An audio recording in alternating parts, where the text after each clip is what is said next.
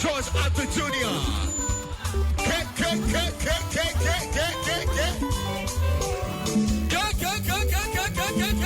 Only the ladies. 1, 2, go. 1.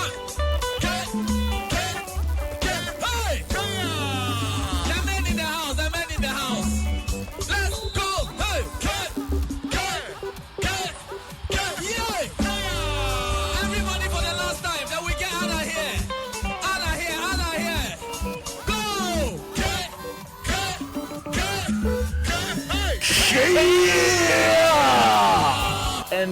Energy. How you doing this morning, man? Emery Sheikh Hussein Al Hassan. I am very fantastic to be here today. I was Qatar, my brother. Very, very good place to go. A very, very good place. It's very hot, but of course, you like to enjoy the air conditioners and a lot of money in Qatar. And a lot of money in Qatar. I will be bringing. I'll be coming for my dollars. So you have chaotic birthdays? Do you have chaotic birthdays? Happy birthday to you, Kofi Boateng of GNPC General Services Departments. For your sweetheart, Nana Ajua. Hey, they're sweethearts in this. Hey, my God. I'm telling my you, God, Joy. my God. All right, then, you know what? Let's go straight in the Joy Sports Center. And it's brought to you by MTN 4G Plus. For fastest connectivity and highest internet speed, choose MTN TurboNet. Standard Chartered Bank, here for good. Now, you can enjoy 50 megabytes worth of free data to browse your favorite sites everywhere you go. Simply call your loved ones. You only pay for the first minutes of your call on MTN free after 1, and the rest of your call is free. Then you enjoy free 50 megabytes of data to browse your favorite sites. Just dial *315# to sign up now. We're there for you everywhere you go. Now, Standard Chartered is taking you and your partner to watch the European champions and EPL table toppers Liverpool play live in Anfield. This is an all-travel expense-paid trip with a historic Anfield tour. All you have to do is download the SC mobile app, open an account on the mobile banking app, use it from now till December 2019. If you've already opened an SC mobile account, just continue to deposit and transact on SC mobile to earn more points. The highest number of points within the promo period becomes the ultimate winner. Easy like that. Easy like Firmino scoring a goal. And a big thank you to Joy Sports editor Nathaniel Atta for standing in, while I was away. But it's great to be back.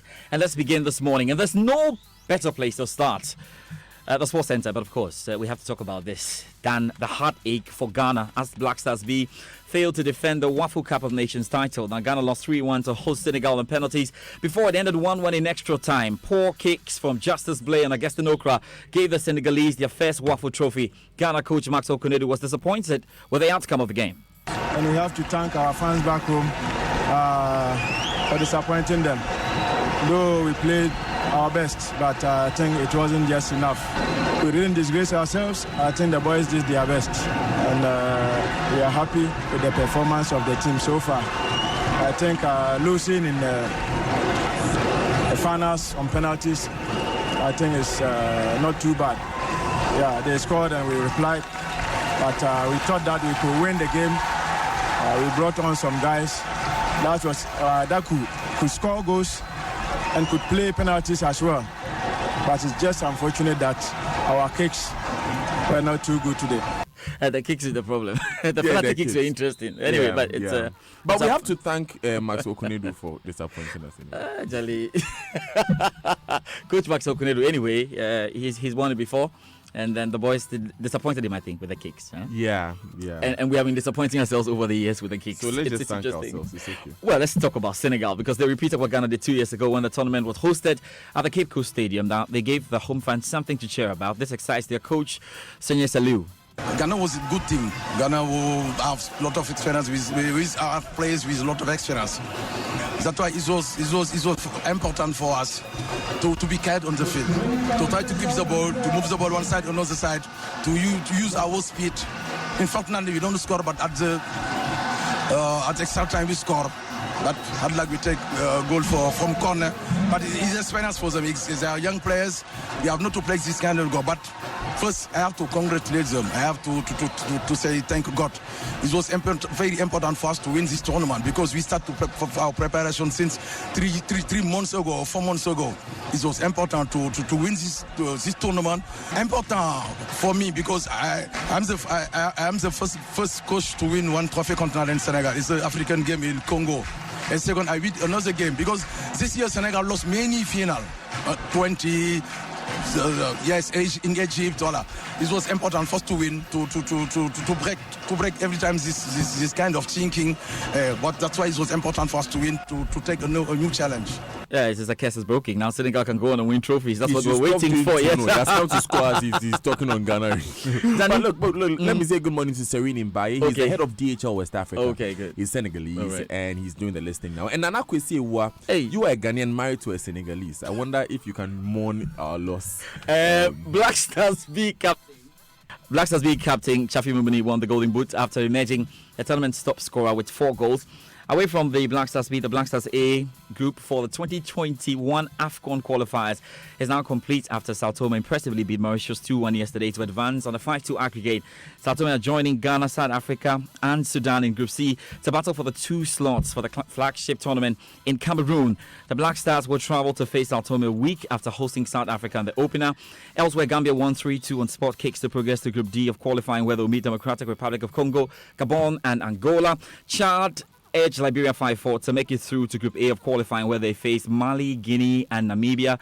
South Sudan also won the first leg. They managed to make it through there. Remember that the first 2 rounds of group matches will be played during the international window in November, just as we said. An international friendlies involving African teams. Paris Saint-Germain forward Neymar lamed up after 12 minutes as Brazil were held to a 1-1 friendly draw by Nigeria. South Africa beat Mali by 2-1. Ivory Coast posted a 3-1 victory over DR Congo at home. Mozambique beat Kenya 1-0 at home. And elsewhere, we know Argentina were 6-1 winners over Ecuador. Now to some football politics. And Wilfred Osei Kweku Palmer is certainly not giving up after his disqualification and appeal was thrown out. He has moved to the Court of Arbitration for Sport to seek justice. Former RFA chairman for the Western region, Kojo Yanka, insists Palmer is going to CAS, or Palmer's going to CAS is the right thing to do. This is football. The way you people use your mind to interpret things in football, football is not about using your mind, though. It's about using the law, the regulations, and the statutes. You have the right to appeal. If you appeal and you lose, you have the right to go to CAS. After CAS, it's just like court. You go to High Court, you lose. You go to Appeal Court, you go to Supreme Court, you lose. It's final. So he has the. I don't know why people will say, why is Palmer going to CAS? For the purposes of football. For the purposes of football, that's why he's going to CAS. That's why he's not resorting to court. Because we don't go to court. We use the football process for our cases.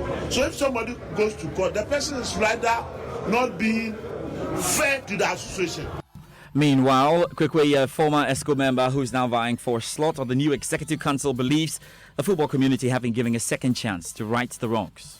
I have seen it more like not having a certain willpower or zeal to do things in a certain way. What I would say is that we've all been given a second chance. And if you're given a second chance, do you use the second chance to correct the past and then move on, or you forget about it and then make the same mistakes? I think they've all acknowledged in various ways what the problem is. They've also come up with solutions. Now, still on the elections, and last Friday, the Normalization Committee, acting as the Elections Committee, did the balloting for the presidential candidates. My colleague Benedict Owusu joins me in studio to take us through how the candidates will appear on the ballot paper on August 25. You know, it was the general elections. We're looking for Asio Esroho. I mean, who picked what? Ben, what's the order like? Well, Esroho is Ketiye Sokuku, who is a game changer. And then we see George Fiye tried and tested, and he goes with Numa Tramakwe. He's number 2 on the ballot paper. And then Fred Papo, the man with the 5 hours. Number 3, Amanda Clinton, I don't know what to put there for her. She's number 4 on the ballot paper. She's a great lawyer. Okay, well, she's a great lawyer, of course. And then Nanaya Amponsa. Nanaya Amponsa says my presidency is divine. He's number 5, and Asio is George Ankoma Mensah. So he's Asio. Esro. Who's number 3? Who's number 3? Number 3 is Fred Papo. John 3:16. Okay. There's no book of Fred in the Bible. All right, Ben. Thank you very much. Of course, let's do it. So away from that, something happened in the morning as well in relation to the process. Exactly, something is happening this morning, and Roy Arthur, who initially was disqualified from contesting the Central Regional Football elections due to his court case with the late MNS Doe, and subsequently had his appeal rejected by the FA, actually filed an injunction on the process last Friday. So the FA requested for a hearing or a sitting on the case, and that is happening this morning at 9 at the Commercial Court 7. Thank you very much, Benedict. Athletics next.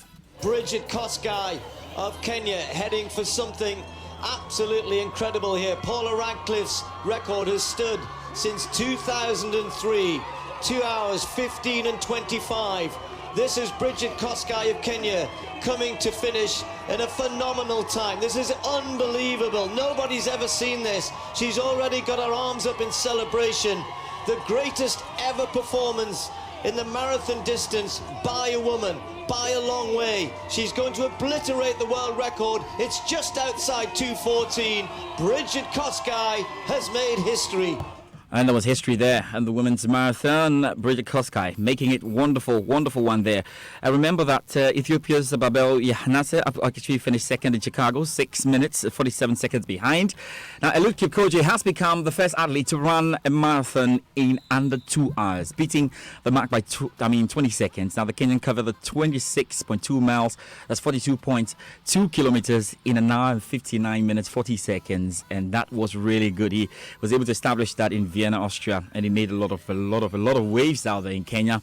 Let's talk some tennis quickly, because teenager Coco Gauff has become the youngest player to win a WTA title in 15 years with victory in the Linz Open. Great stuff there. Elsewhere, Russia's Daniel Medvedev has won the Shanghai Masters, beating Alexander Zverev in straight sets in the final.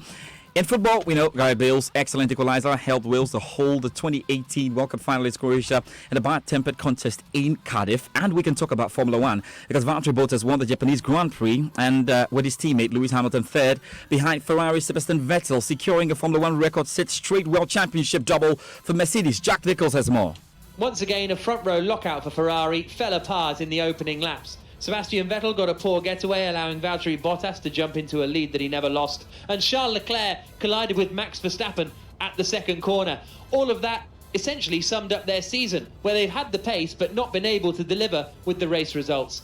Compounded to that was that it wrapped up Mercedes' 6th Formula One World Championship title for the Constructors team. The Drivers' Championship still looks like it'll go the way of Lewis Hamilton despite Bottas' win, but for the 6th year in a row, Mercedes are the world champions in Formula One.